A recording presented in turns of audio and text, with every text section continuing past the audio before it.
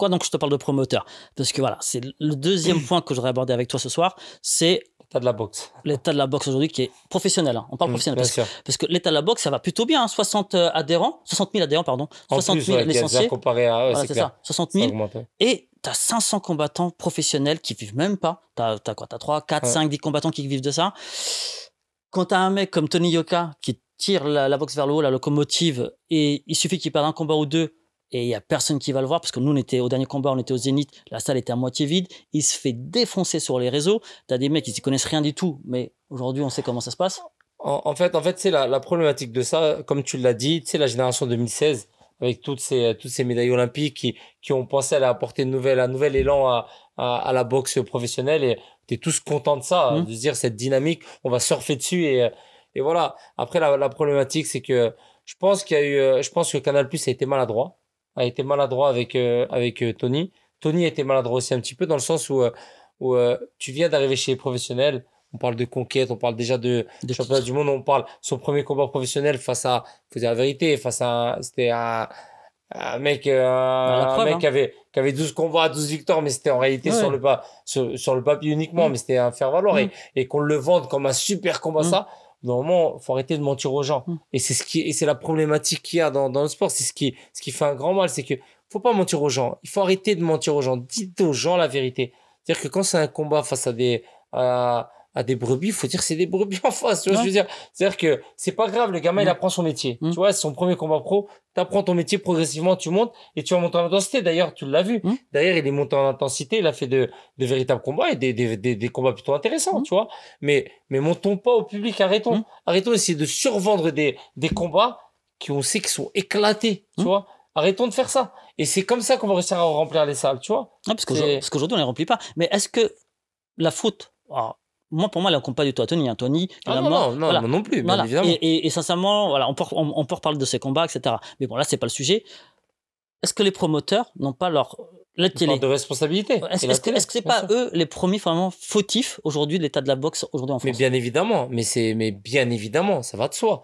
Aujourd'hui, on se rappelle, et on en parlait tout à l'heure un petit peu, des années 90. À l'époque où c'était l'âge d'or de la boxe. Il y avait de l'argent, il y avait beaucoup de champions du monde français. C'était, on se rappelle de Raylo à l'époque. Moi, il vient de chez moi. C'était un petit, on était la fan tu vois, on se rappelle de cet âge d'or-là où les mecs, ils arrivaient ils passaient dans les médias, dans le grand public, ils étaient connus. Ils remplissaient les salles. Ils avaient tous, je trouve, un point commun. Entre nos boxeurs, nous, en France, ils avaient tous du cœur.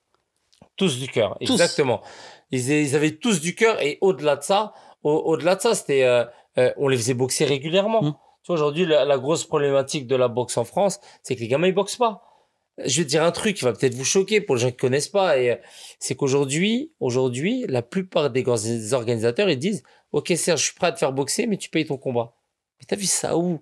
Mais j'ai jamais vu ça de ma vie. C'est-à-dire qu'aujourd'hui, on en est arrivé à un point où les gamins, pour les faire boxer, il faut qu'ils paient leur combat.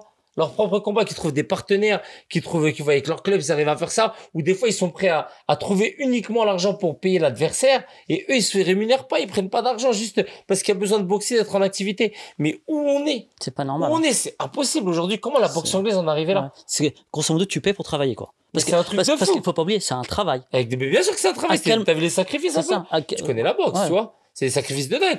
Quand le matin t'es à 6 heures sur la piste. Pendant que toi, t'es en train de dormir, t'es à 6 heures sur la piste, tu vas te faire du 800 mètres. Plus après, tu vas manger. Plus après, tu vas faire ta sieste. Tu retournes à la salle encore derrière, tu fais ou des fois, le soir, tu ronges des citrons parce qu'il faut que tu sois au poids et que c'est compliqué et que c'est super dur.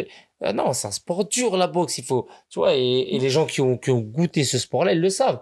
Tu sais, quand tu me disais, il est vrai qu'aujourd'hui, le grand public, on a 60 000 licenciés. T'as de plus en plus de personnes, même des bobos c'est devenu à la mode, la boxe. Tu sais, t'as beaucoup de salles sur Paris, des salles de coaching privé où je viens faire un peu de... À 1700 balles le mois. Tu vois, c'est ça, tu vois, je viens faire un peu de boxe parce que c'est devenu cool, tu vois. Ouais. À l'époque, c'était un sport moi, quand j'ai commencé la boxe. Un sport de voyou, limite. Entre guillemets, limite. Mais c'est vrai que dans les salles, à l'époque, sport de quartier, tu vois. Ça, dans les salles, t'avais très peu de diversité comme tu vois aujourd'hui. Aujourd'hui, c'est diversifié. T'as beaucoup de femmes.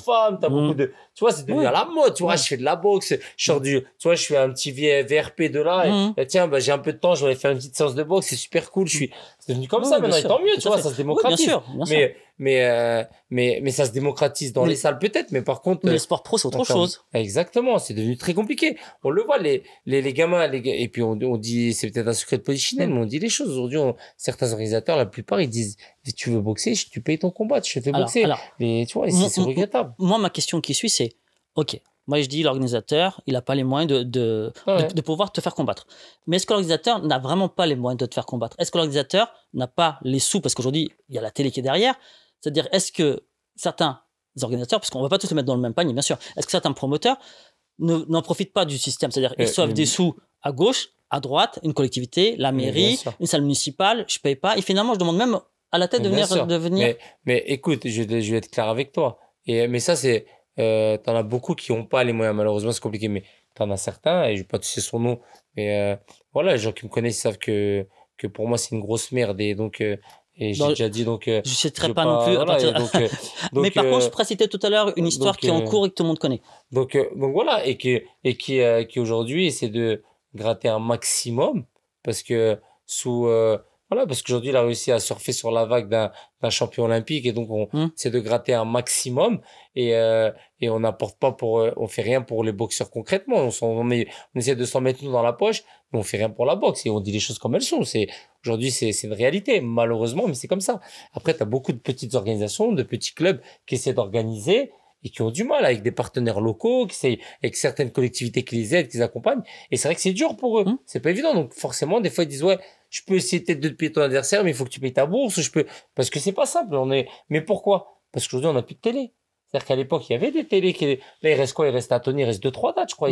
Pour l'instant, on a plus de télé aujourd'hui. Tu vois, et à l'époque, tu avais des télés qui ramenaient des sous. Donc, c'était plus simple. Tu avais des promoteurs influents, aujourd'hui, tu n'as plus ça. Aujourd'hui, c'est très compliqué. Après, je pense qu'aujourd'hui, que ce soit RMC, que ce soit Canal+, ils se dirigent aussi sur autre chose. Ça les intéresse plus de filmer le MMA qui a une plus grande hype, etc. Les organisations sont plus structurées, c'est récurrent. C'est-à-dire tous les mois, tu peux suivre, que ce soit MMA GP, Hexagone, je parle uniquement des Français, ou Ares, bah, tu as quelque chose. Il n'y a pas ça. Les solutions, ce serait quoi pour la boxe professionnelle? Est-ce que ce serait... Alors, on a reçu à la bagarre aussi Brahim Asloum qui nous disait, et peut-être qu'il va revenir dans le game, Brahim, on l'espère, il trouvait ça plus intéressant qu'un combattant doive combattre, un jeune combattant, au moins 10 combats dans l'année. Bien sûr, mais il faut lui donner la possibilité de. C'est-à-dire qu'aujourd'hui, les gamins, ils boxent trop peu. C'est-à-dire, ils boxent trop peu, c'est ça qui est problématique. Ils boxent trop peu. Et pour revenir sur ce que tu disais, ce qui serait intéressant, ce serait effectivement, il y a des choses à prendre du MMA, moi, je trouve. Tu vois, par exemple, la prime au KO, les trucs qui font que, ouais, ça apporte quelque chose de nouveau. Tout à fait. Et du coup, le gars, le combattant, il va vouloir surpasser parce qu'il sait que si j'arrive à le faire dormir, j'arrive à faire un truc, je risque d'avoir une prime, je suis là. Donc, vas-y, je vais essayer de me donner un maximum. Est-ce que c'est pas un deuxième problème, tu vois? C'est-à-dire que aujourd'hui, on sait très bien, ils vivent pas de ça. Grosso modo, ils vont en balle. Quand ils payent pas, parce que s'ils payent leur combat, etc., c'est vrai qu'en plus, si tu leur donnes une prime au KO, tu réduis le nombre de rounds à 6 rounds. C'est-à-dire que ça va rendre le combat plus intense. Parce que dès qu'il y a moins de rounds, plus d'énergie. Tu mets une prime au KO, tu peux mettre aussi une prime aussi au combat de la soirée. Ouais, c'est-à-dire absolument. Pour les deux athlètes. Bien ça veut sûr. dire que s'ils se donnent à fond, bah, tous les deux, voilà. Tu mets une belle prime de 10 000, bah, ça change tout. Mais ça change tout. Je suis d'accord avec toi.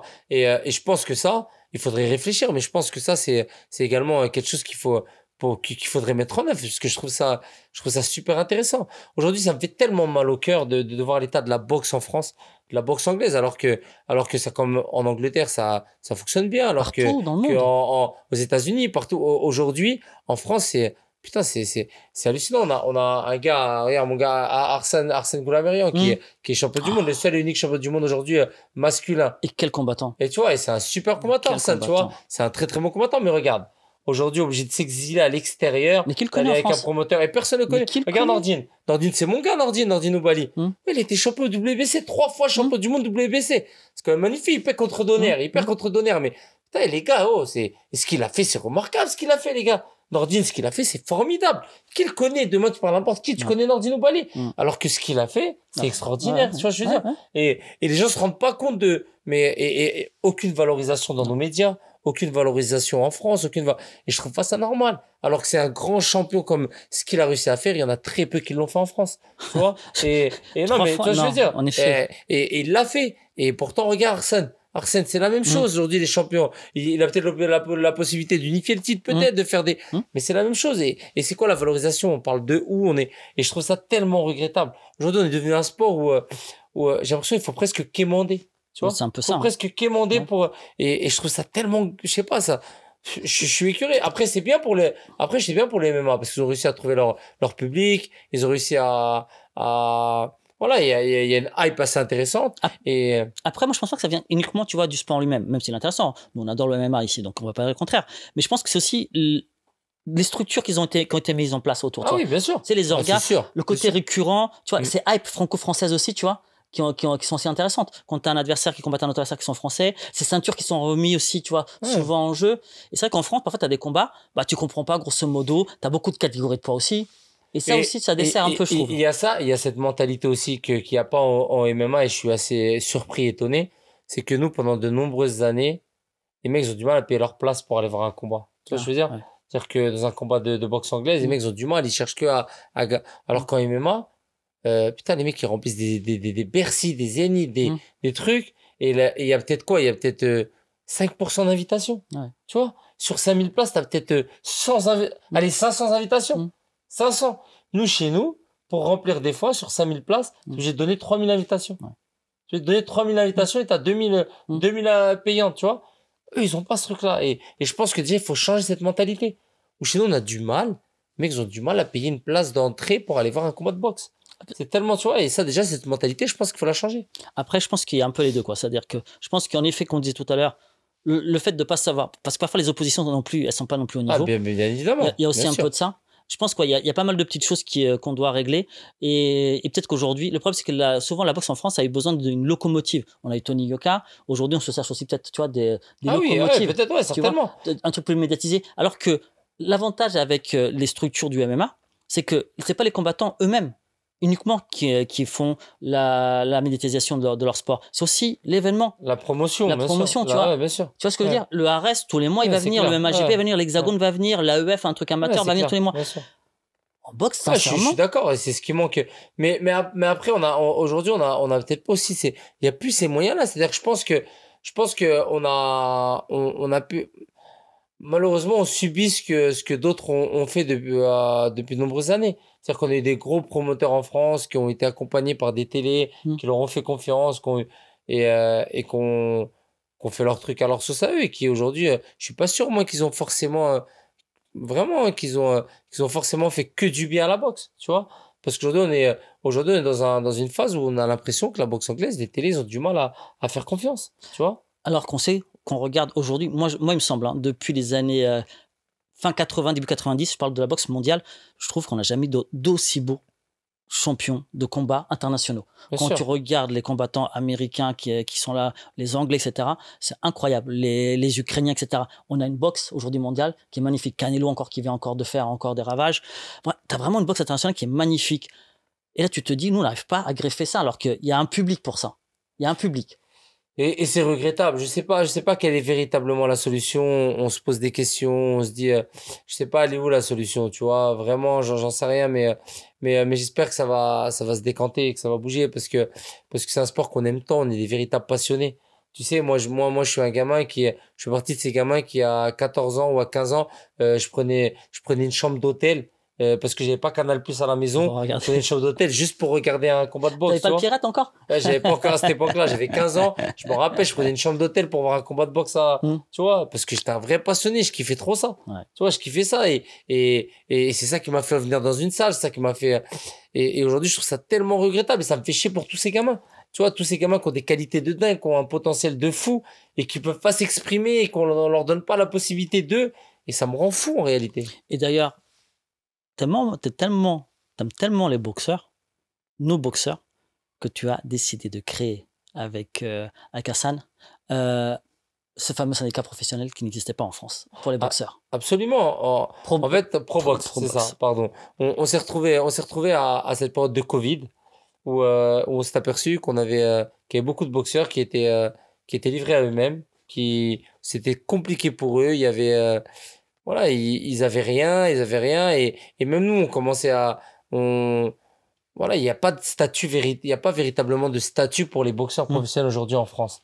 En vrai, on n'a pas de statut, on cotise pas pour la retraite, on n'est pas reconnu dans, Alors que c'est un métier. alors que c'est un métier, Donc le droit social s'applique. Et on l'a pas en tant que boxeur professionnel, on a aucune reconnaissance. On n'est même pas sur les listes de sportifs de haut niveau, en tant qu'athlète de haut niveau, en tant que boxeur professionnel. Et donc, au bout d'un moment, on s'est dit avec Hassan, on s'est dit, ouais, non, c'est pas possible, il va falloir faire quelque chose. Et donc, je me suis rapproché du président de la FNAS.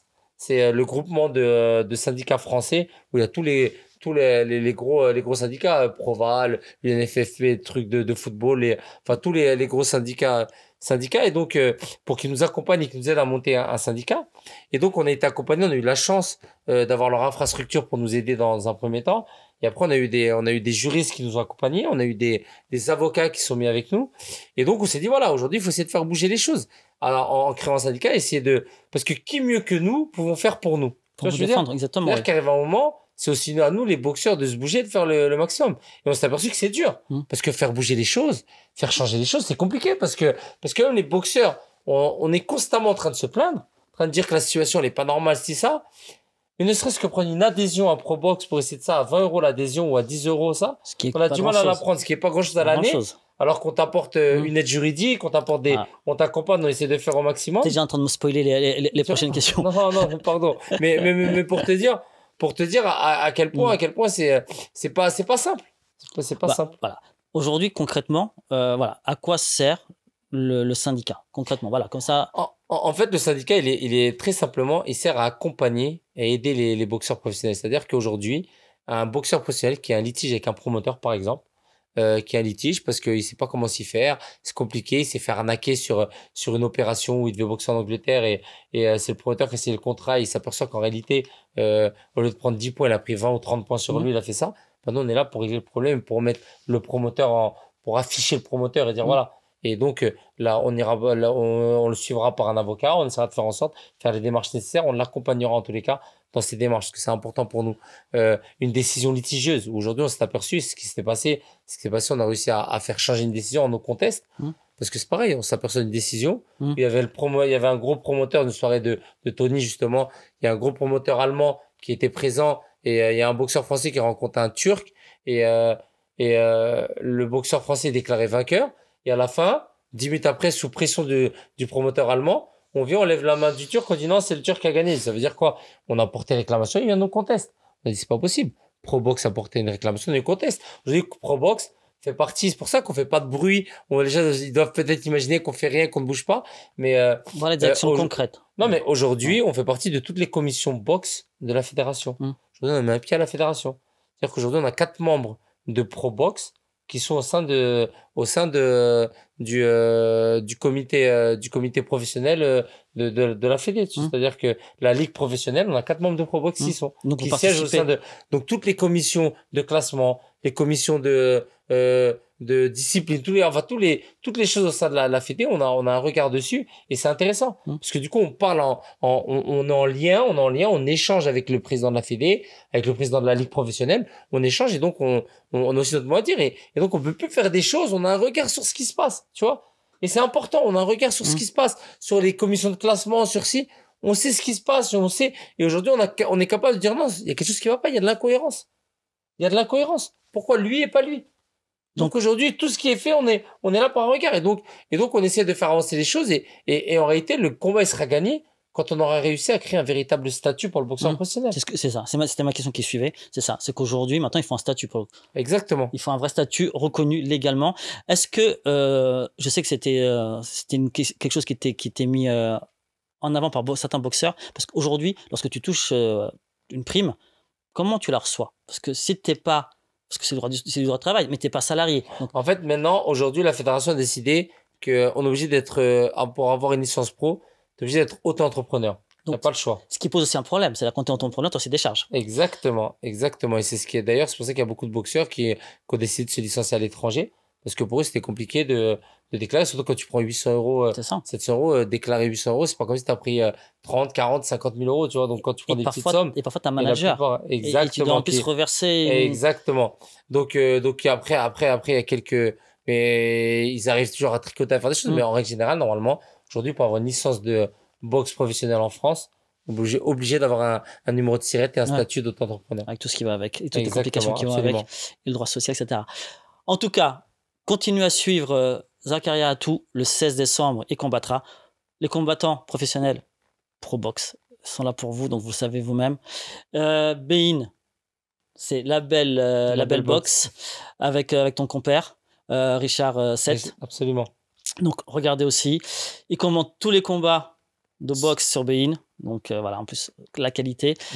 Si vous pouvez nous suivre de temps en temps, suivez-nous. Abonnez-vous si ce n'est pas encore le cas. En tout cas, nous on se dit à très vite.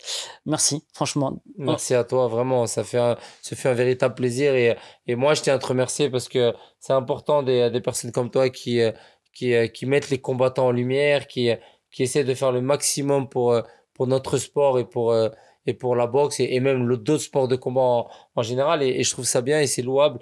Et donc, donnez-lui un maximum de force parce que c'est méritant et Merci. c'est pas tout le monde qui le fait. Et donc, tu contribues aussi à faire en sorte que notre sport continue à être dans la lumière et juste pour ça, je te remercie. Merci à toi parce que sans vous, on ferait pas.